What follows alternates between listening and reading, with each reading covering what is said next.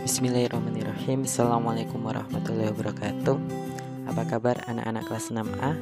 Jumpa lagi bersama saya Ustadz Rifan. Pada kesempatan kali ini kita akan melanjutkan pelajaran tematik 1 untuk muatan pelajaran IPA K3.1 edisi hari Sabtu tanggal 7 Agustus tahun 2021.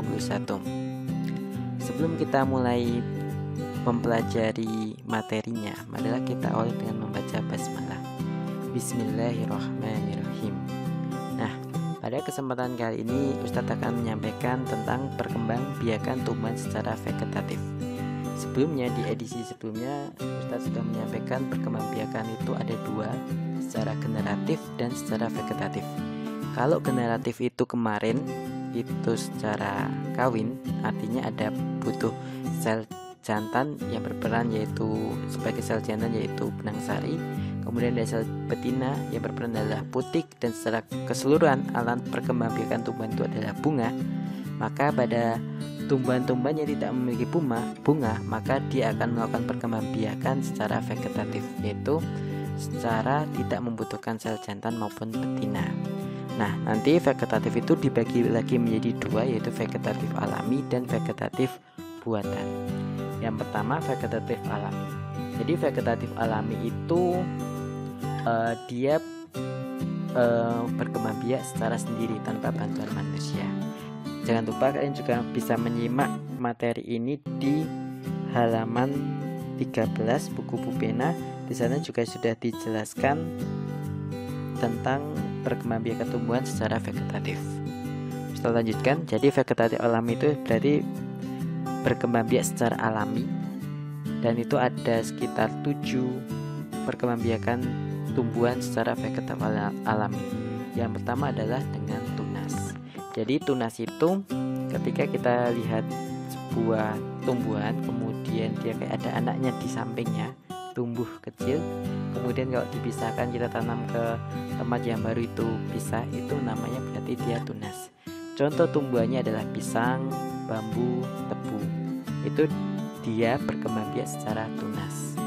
Kemudian yang kedua adalah umbi lapis. Buah ataupun sayuran yang terletak di dalam tanah itu kita namakan umbi, dinamakan umbi. Nah, nanti ada selain umbi lapis ada umbi-umbi yang lainnya.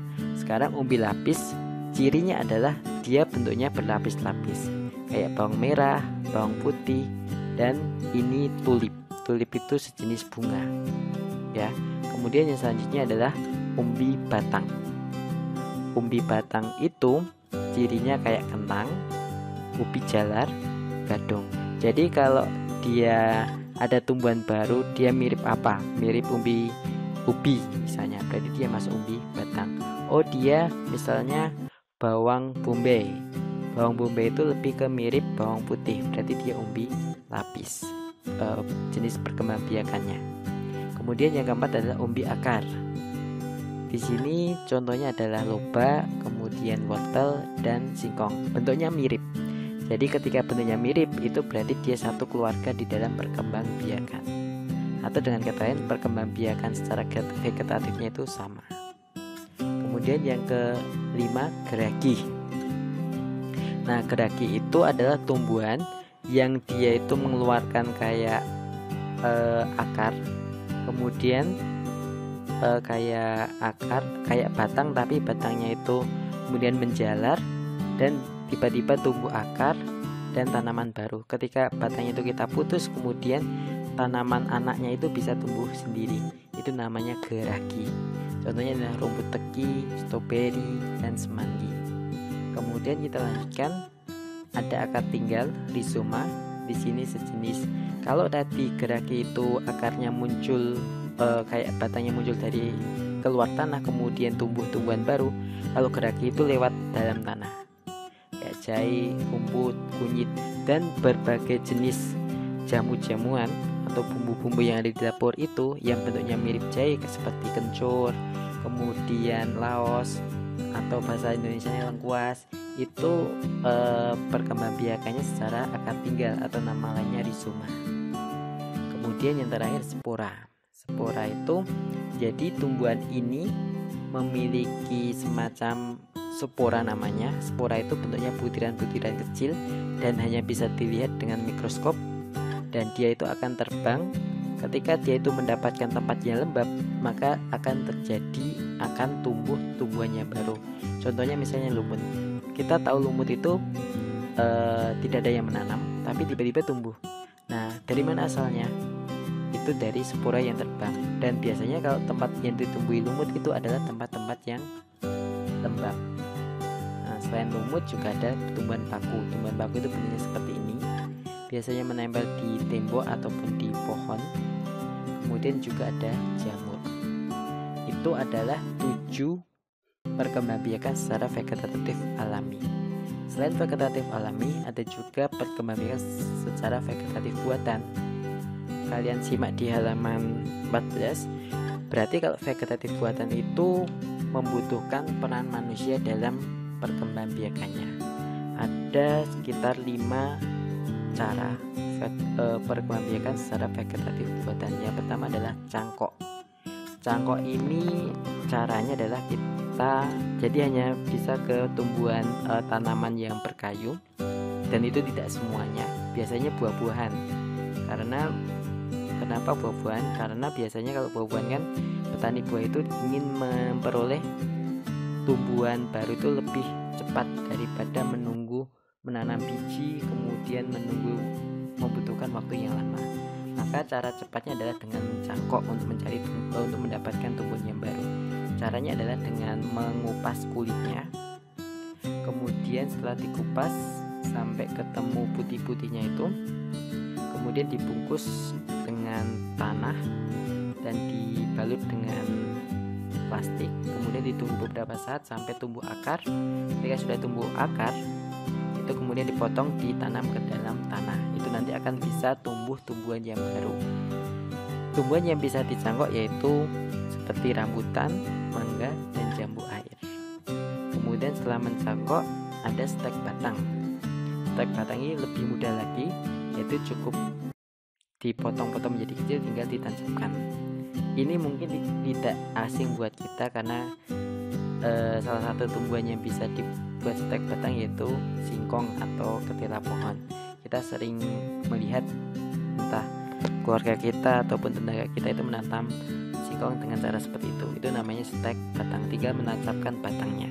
Selain singkong ada juga bunga sepatu, itu juga dengan stek batang. Bunga mawar itu juga bisa dengan stek batang. Kemudian yang ketiga adalah stek daun. Kalau stek batang tadinya ditancapkan batangnya, di dalam stek daun yang ditancapkan daunnya. Tumbuhan yang bisa dikembangbiakan dengan stek daun itu adalah cocor bebek, lidah buaya, ataupun juga bisa lidah mertua. Tumbuhan lidah mertua kayak apa nanti silakan lihat di Google. Sebenarnya tumbuhan itu nggak asing buat kita, di STT juga ada, cuma kita tidak tahu namanya kalau itu namanya lidah mertua. Kemudian merunduk. Jadi merunduk itu hampir mirip tadi sukateki tadi, yaitu hampir mirip geragih atau ya, merunduk itu hampir mirip geragih. Jadi tapi kalau geragih itu alami, kalau merunduk itu dengan badan manusia. Jadi diambil batangnya kemudian di dalam tanah, lama-kelamaan akan tumbuh akar, dan ketika sudah tumbuh akar tinggal dipotong dari induknya sehingga terjadi tumbuhan yang baru. Nah, yang bisa adalah bunga-bunga yang bisa merunduk itu stroberi, bougainville, dan apel. Itu bisa ditanam atau dikembangbiakan secara merunduk. Kemudian yang terakhir adalah okulasi. Okulasi ini dengan menempel. Jadi ada 2 tumbuhan yang sejenis tapi mungkin berbeda karakternya, tapi jenisnya sama. Diambil dikupas dulu batangnya yang satu diambil potongan yang sudah agak bertunas, kemudian ditempelkan, nanti akan jadi tumbuhan yang baru. Yang biasa tumbuhannya dilakukan okulasi yaitu jeruk, durian, dan rambutan. Apa keuntungan manusia membuat ataupun mengembangbiakan tumbuhan secara vegetatif buatan itu ada 4 keuntungan, yaitu menghasilkan tumbuhan anakan yang sama persis dengan induknya.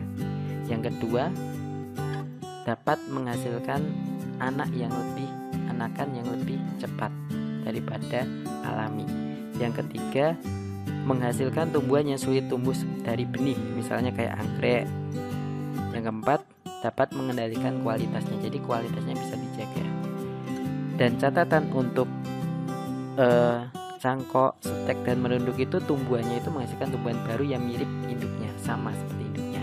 Tetapi untuk okulasi itu bisa menampakkan tumbuhan baru yang memiliki sifat yang baru. Contohnya misal gini, tumbuhan yang diokulasi itu adalah jeruk yang berbuah masam dan berakar lemah.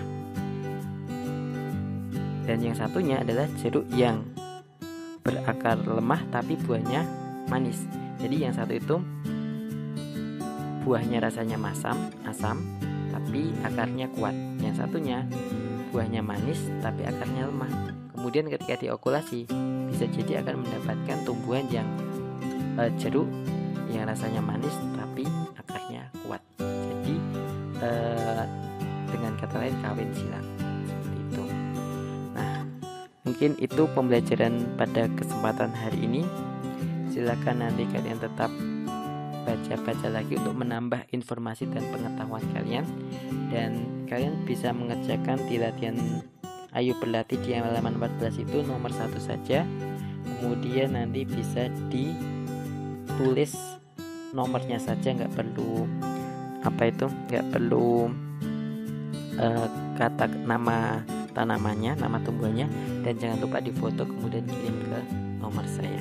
Demikian pembelajaran hari ini, kurang lebihnya mohon maaf. Tetap jaga kesehatan, tetap jaga ibadahnya, jangan lupa belajar, jangan banyak main, dan jadilah pribadi yang lebih dewasa. Dan jangan lupa doakan saudara-saudara kita yang sekarang sedang sakit, semoga diberi kesembuhan oleh Allah Subhanahu wa Ta'ala. Kita akhir dengan alhamdulillahirabbil alamin. Assalamualaikum warahmatullahi wabarakatuh.